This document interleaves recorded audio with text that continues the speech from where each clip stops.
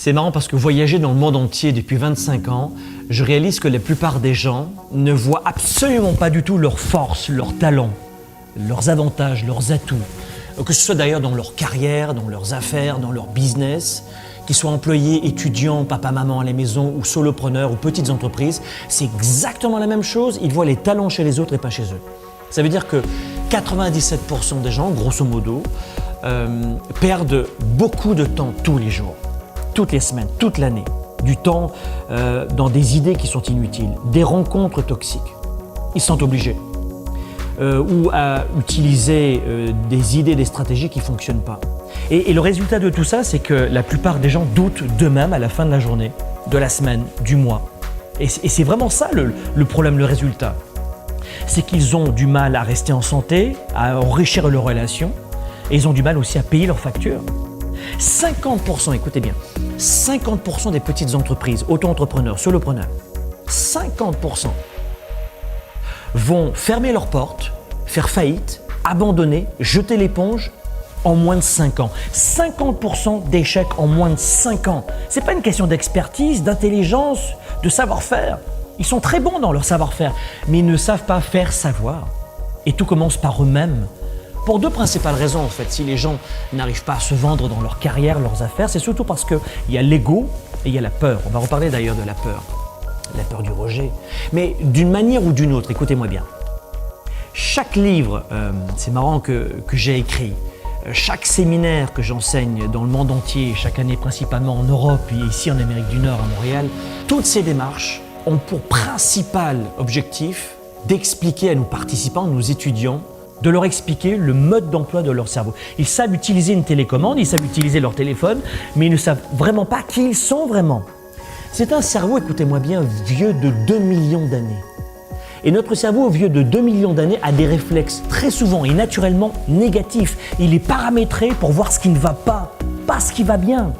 Et dans votre travail tous les jours, que vous soyez salarié ou une nouvelle fois entrepreneur, eh bien tout mon travail, toute ma contribution aux petites entreprises aussi, depuis 25 ans, c'est justement d'accompagner nos leaders et nos entrepreneurs et de livrer des stratégies les plus efficaces possibles pour réduire les décennies en quelques semaines pour permettre d'agir en fonction de quoi, à votre avis? En fonction de la peur. La peur humaine est universelle. On a tous peur. Il y a certains qui vont dire « moi j'ai jamais peur » et d'autres qui vont dire « moi j'ai toujours peur ». Mais la peur est réellement universelle. On a tous le même système nerveux central, tous. Mais ce que nous devons faire au quotidien, c'est valser, affronter, aller au-delà de nos peurs. En clair, transformer la peur en puissance. Quand tu as peur, tu restes figé, tu recules ou tu attaques. Et c'est tout l'enjeu, les amis, pour cette année. Dans votre carrière, affaires, vie privée, intime, en couple, vos enfants, vos amis, vos relations, dans tous les domaines de votre vie. Il y en a certains où vous réussissez très fortement et d'autres où c'est un peu plus compliqué. Et en tant que performeur, que leader 3%, vous savez, beaucoup de gens pensent que c'est impossible d'affronter les peurs. Ou d'autres, je vous le disais tout à l'heure, n'ont jamais peur. Et ceux qui disent « j'ai pas du tout peur » vont appeler ça plutôt le stress. Ils vont pas dire « j'ai peur », ils vont dire « j'ai du stress ». Mais si je vous suis dans cette direction, votre stress, c'est quoi? Le stress, si j'analyse petit à petit, on le voit durant nos événements, dans les coachings, le stress va amener directement, après cette capacité de gratter un peu en vous, vers la peur la plus profonde. Le stress, c'est le nouveau mot pour dire j'ai peur. Donc, si vous et moi, on peut simplement reconnaître que la peur est là, elle est présente, et que nous voulons affronter ça aussi. Il y a des gens qui ne veulent pas bouger dans leur vie, qui veulent rester dans le statu quo. Ils sont juste bien, une petite vie, un petit couple, une petite sexualité, un petit salaire, tout est petit, mais c'est très bien. Mais vous devez comprendre que si vous reconnaissez votre peur ou le stress, vous allez réaliser que c'est ça qui vous empêche d'agir ou qui vous a empêché d'agir dans le passé. Et là, vous pouvez faire un changement, un switch, provoquer une étincelle et un profond changement. Notre travail chez Globe, c'est de changer des vies et on le voit tous les jours. Mais vous pouvez utiliser la peur comme levier d'action, pas comme retrait ou pour rester figé. Vous comprenez? Vous pouvez utiliser la peur comme carburant pour vous aider à grandir, à aller plus loin. Et à partir du moment où vous allez utiliser la peur comme carburant, vous allez décupler vos résultats. Affaires, carrière, argent, santé, relations. C'est pas ésotérique, c'est pas nébuleux, c'est très cartésien. Avancez, avancez. Parce que rester à l'écart de ce que vous craignez, fuir vos peurs, vous mentir, même pire, rester dans le doute, ne va jamais, jamais vous amener à la croissance dans votre entreprise, dans votre carrière et dans votre vie privée. À partir du moment où vous apprenez que la peur existe, l'identifier, c'est donner un nouvel élan à votre vie professionnelle comme privée. Et une nouvelle fois, il y a plein de départements où vous êtes extrêmement heureux, heureuse dans votre corps, votre énergie, votre confiance en vous, votre leadership, vos finances personnelles. Mais il y a certains départements qui sont en souffrance et c'est la peur. Identifiez cela. Donc, si vous et moi, on regarde la vie qu'on a tous les jours, un peu comme des départements d'une entreprise, et que l'on croit vraiment que nous sommes ici pour, entre guillemets, changer le monde, notre famille, nos proches, nos clients, si on pense qu'on est ici sur cette planète pour croître, pour être dans l'expansion et pas la contraction, si vous voulez créer et vivre à 110% et pas reculer, et je forme des milliers de vendeurs chaque année, je peux vous le dire qu'ils sont dans la peur, du rejet, du non. Si vous voulez faire ce chemin de croissance, vous devez faire face à vos pires peurs.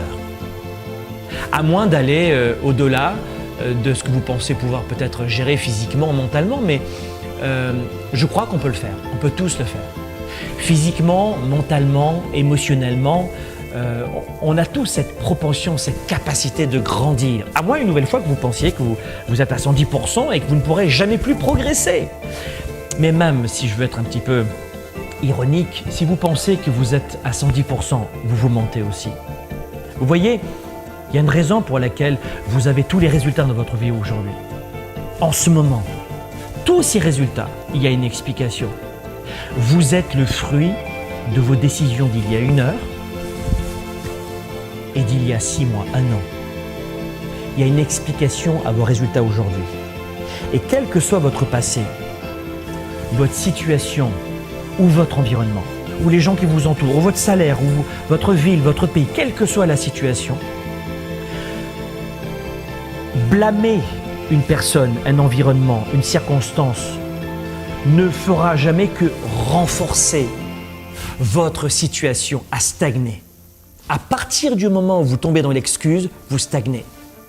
C'est quoi une excuse? Une excuse, elle va vous aider dans l'instant. Elle va vous permettre de vous sentir bien dans l'instant. C'est une sorte d'échappatoire. Elle vous permet de vous sentir mieux dans l'instant pour fuir. Elle vous permet mieux de vous sentir mieux dans l'instant pour contourner le problème. Mais écoutez-moi bien. Votre situation ne changera jamais si vous fuyez la problématique. Jamais. Même pire, elle va s'envenimer. En blâmant les autres, écoutez-moi bien, en blâmant les autres, en rejetant la faute sur votre gouvernement, les autres, la famille, les voisins, vous préservez votre identité, celle-là même qui a besoin d'être enrichie. Vous avez créé cette identité, pourquoi?